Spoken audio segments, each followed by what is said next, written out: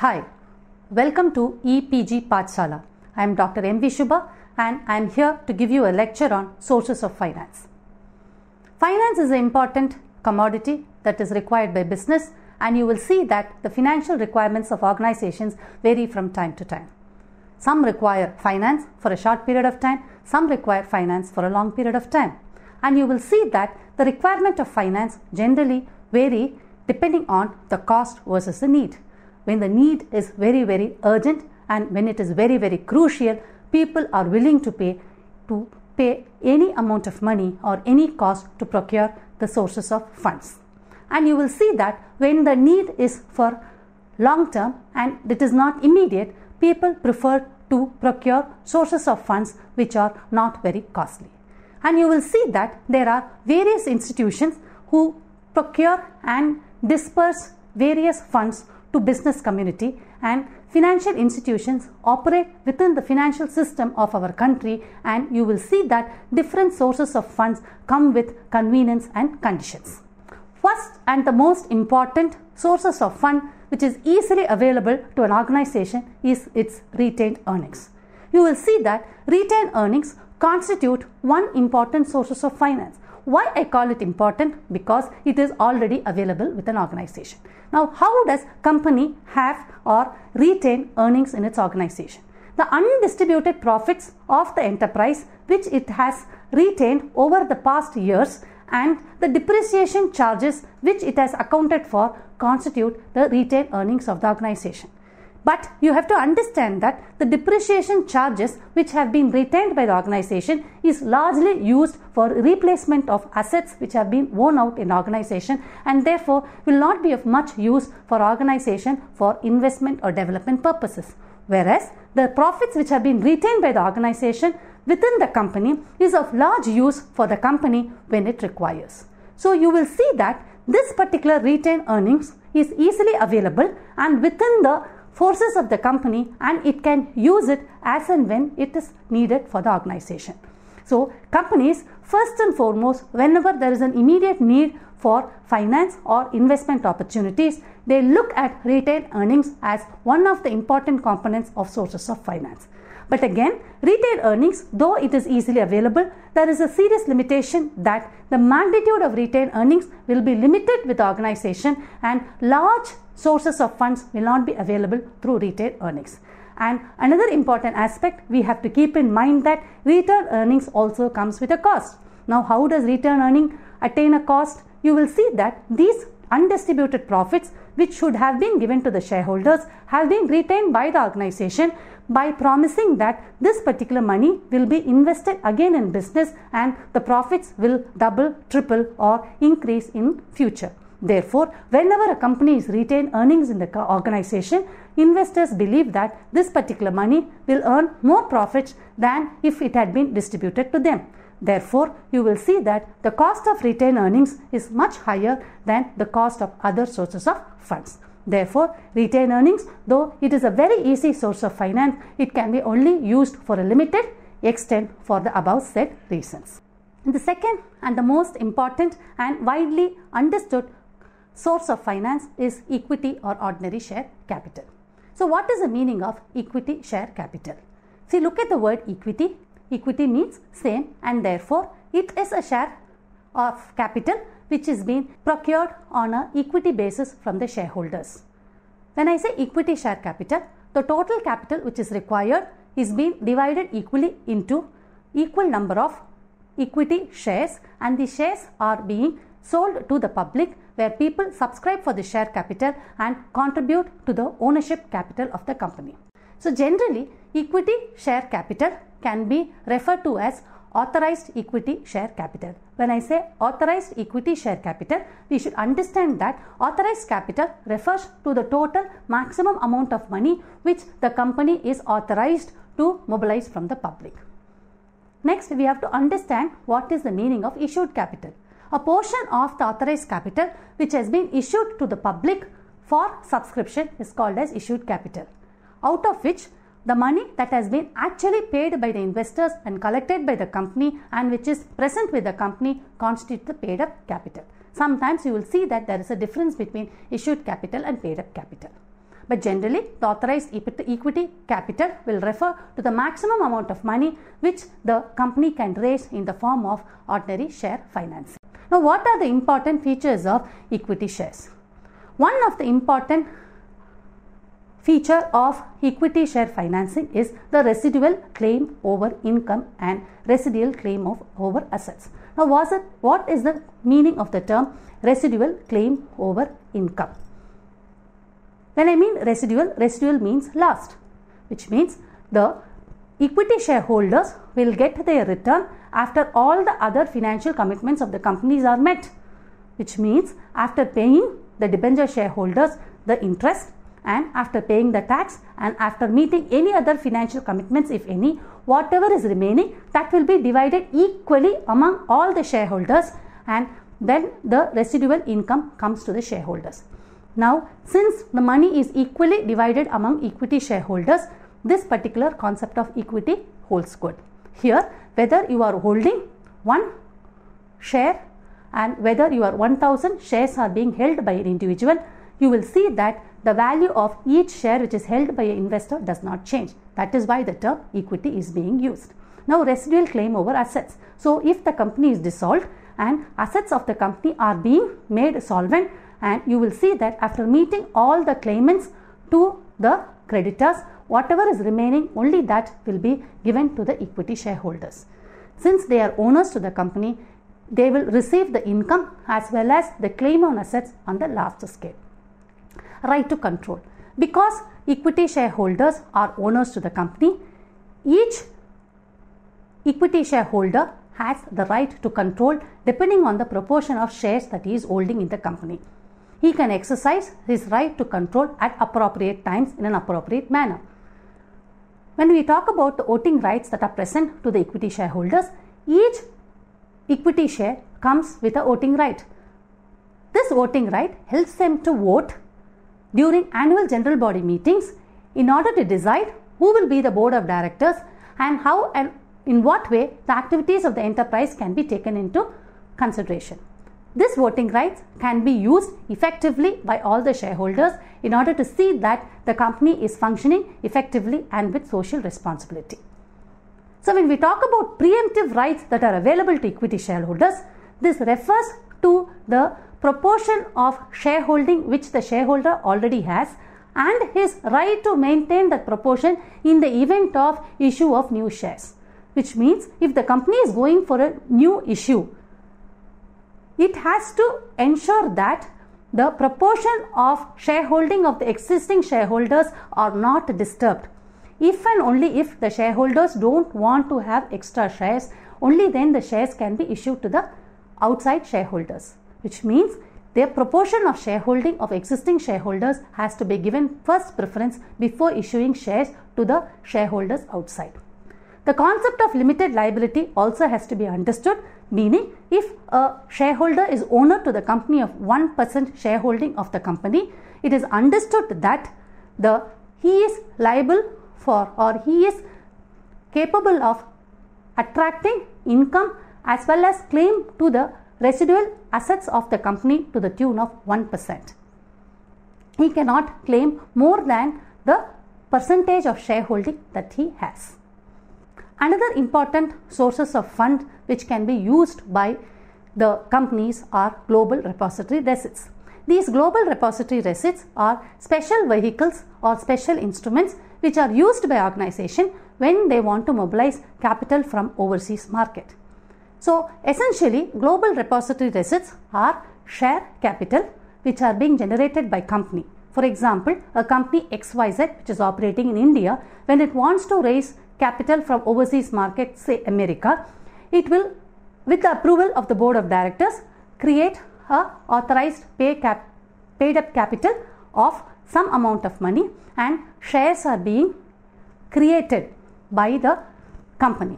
After all the approvals, these shares get converted into global depository receipts, where say 2 or 3 of the shares constitute one global repository receipt, and these global repository receipts are placed with the custodian with a foreign bank, and against the custody of the shares which are being deposited with the custodian bank, you will see that a merchant banker or a financial institution in the foreign market will convert the shares into a new instrument called as depository receipts, popularly called as global depository receipts, and that will be floated and it will be issued to the global investors, which will be denominated in the corresponding foreign currency. So these global depository receipts will be listed in foreign stock exchanges, bought and traded in terms of foreign currency and as global depository receipts.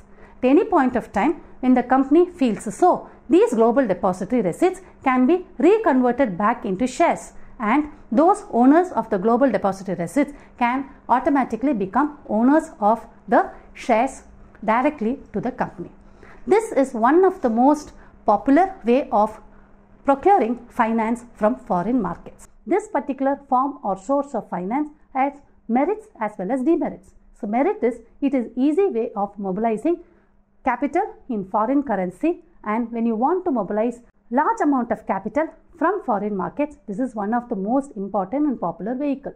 But sometimes people really do fear that since it's global depository receipt and you are asking global investors to make an investment in your company, when these depository receipts are getting converted into ordinary equity shares, you will see that there will be foreign participation.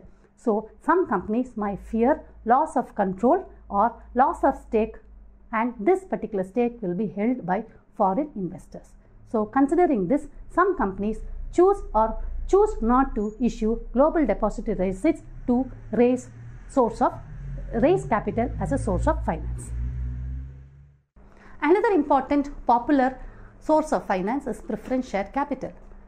Understanding preference share capital is like you understand it as something which is a hybrid of equity share or a debenture instrument. This particular preference share capital carries a fixed rate of interest on the instrument. So whenever company wants to raise capital in the form of preference shares, it issues a preference share to the investors stating that it will be willing to pay a preference dividend of say 14% or 15% depending on whatever is the market rate, and which will carry a life of say 3, 5 or 10 years depending on the requirement. So you will see that this particular preference share carries an interest rate or a preference dividend much higher than a debenture issue, and it also earns a return which is slightly lesser than an equity share. So one of the privilege of a preference share is it will be able to receive preference dividend even before the equity share gets. Another thing is that it will receive preference dividend after the debenture shareholders are paid interest. So hence we call it as a hybrid security.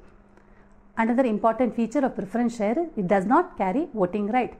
Therefore, people would prefer to raise capital in the form of preference share when they don't want to lose their control over the shareholding of the company. So you will see that prior to the equity shareholders, they have claim on the income as well as the assets.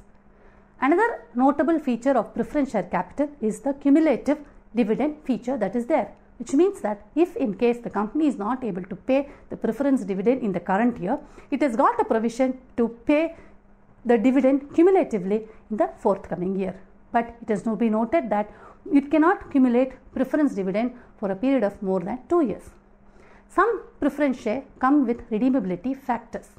When I say redeemability, it means that sometimes when the company has sufficient capital, it can redeem or call back the preference share even prior to the maturity date. Sometimes these preference share come with the redeemability feature. You will see that another advantage of issuing a preference share capital is the fixed dividend.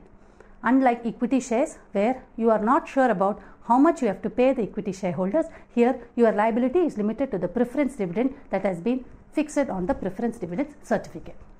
Another important feature is sometimes preference shares come with a convertibility feature.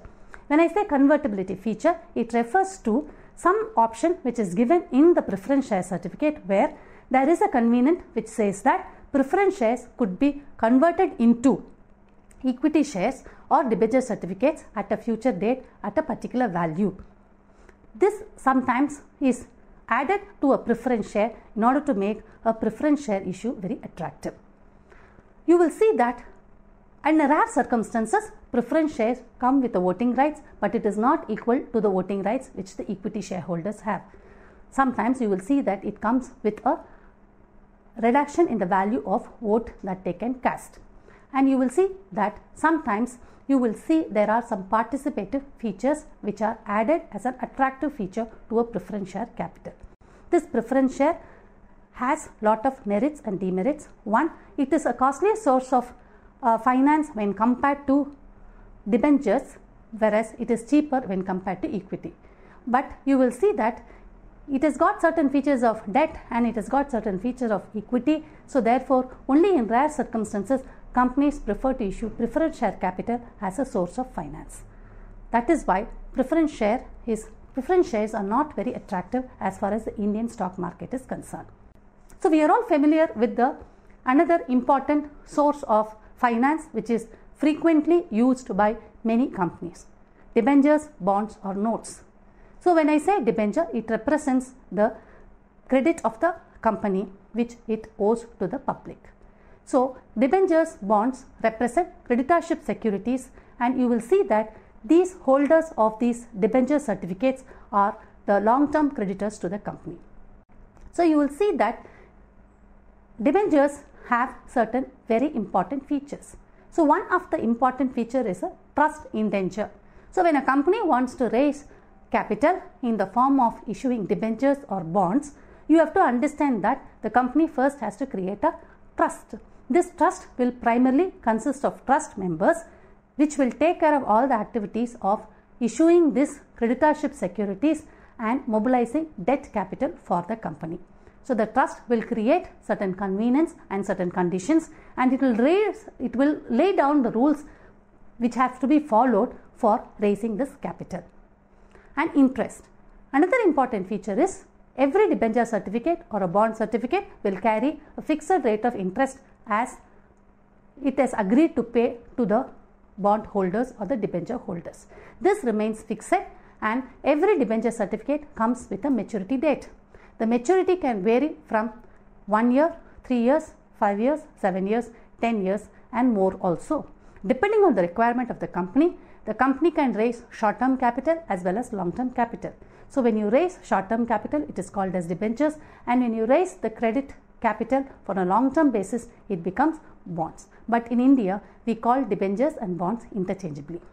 So you will see that there are certain call and put provisions which are included in debenture certificates. Sometimes company might issue a debenture certificate for 7 years. If it has got some surplus fund in between, and if the business is going well and it feels that it is paying huge amount of money as interest, it could like to call back the debenture or the bond it has issued. It can do so if a call and a put provision is included in the debenture certificate. So the call provision gives the right to the company to call back the debenture at a particular rate and give all the interest that is pending to the debenture shareholders. Security. Since this is a creditorship security, these debenture certificates come with an underlying asset as a security. This will be taken care by the trust indenture. The asset which will be given as security will be taken as a pledge or a mortgage, and it will be considered by the trust indenture. Sometimes debenture certificates come with convertibility options also, which means they are called as convertible debentures, where these debentures will remain as creditorship securities or bonds for a period of first 5 years, and therefore at the end of the 5th year there is an option given to the debenture holders to convert these debentures into some proportionate equity shares at a particular price. Only those securities which have got the convertibility feature can be converted. And you will see that for the debenture certificate to be issued, nowadays it is mandatory for companies to get their issue credit rated. So this credit rating ensures the assessment of the current financial position of the company. It makes an assessment and grades the debenture certificates or the bond certificates or the bond issue, and thereby gives a picture about the clear financial standing. If the credit rating of this issue is suitable and satisfactory, the investors can decide whether to invest in these debenture certificates or not. This clause has been specifically included in order to see that the investors are aware about the risk that they are taking. And you will see that the claim on income and assets. Debenture holders, since they are creditors to the company, have the first claim for their interest and they have first claim on their assets when the company is becoming insolvent. If you look at the merits of debenture as a source of finance, it is easy and it is a cheaper source of finance and it is something which is hassle free. If the company has got good credit standing, it is a very easy source of finance and there is lot of tax advantage for companies which are using debt as a major source of capital. But again, on the downside, when we use lot of debt, since it is cheap source of finance, it will increase the financial commitment of the company and thereby have an impact on the debt equity ratio of the company. So this will increase the financial risk of the company and therefore this will reflect in the market value of the firm. Therefore, it is advised that the company judiciously use this debt capital for financing their long-term as well as short-term capital requirements of the company. Term loans are a popular method of financing the financial requirements of the company and it is popularly called as finance. This type of financing is used in case when companies go for expansion, diversification and modernization. Term loans are available at a range of 3, 5, 7 or 10 years. Largely, term loans are taken in order to finance their day-to-day financial activities, that is their working capital gap. So term loans also have a fixed maturity and usually the rates of term loans are negotiated by companies. The credit standing and their relationship with the financial institution decide the interest rate at which term loans are obtained. So some companies are able to negotiate good interest rate and they get soft term loans for financing their projects and their requirements. Term loans also are secured by assets of the company and there are certain convenience which the company has to comply to avail the term loans. And you will see that term loan comes with specific amortization schedule. This amortization schedule tells in detail about how much of interest and how much of principal is being paid each year and how the loan gets amortized at the end of the term loan period. Another important popular kind of source of finance is convertible securities. You will see that these are originally debenture certificates or preference share certificates which come with convertible features. So you will see that additional to convertible debentures and preference shares, you will see you have foreign currency convertible bonds which are essentially issued in foreign currency which can be later converted into our Indian currency. Sometimes securities comes with warrant where you have the right to purchase some amount of shares at a future price on a particular date. Bonds also come in different varieties to suit the requirements of the company. So you will see that companies sometimes issue deep discount bonds. Deep discount bonds are those bonds which are issued at a discount which can be redeemed at maturity. You also have floating rate bonds which doesn't come with fixed interest rate and they keep changing with the changes in the market rate. And you also have secured premium notes which is one important source of raising capital from the market. Yes, in this particular session we covered various sources of finance which are available to the companies which they can be effectively used in order to take care of their financial requirements. So as we all understand, the financial requirement of the company keeps changing and you will see that not one source of finance will be able to satisfy the need and the want of the company. So you will see that it is advisable for companies to use a judicial mix of equity, debt, preference share and retained earnings in order to see that the cost of financing of the company is kept minimum, therefore in order to increase the profitability and efficiency of the enterprise. Thank you.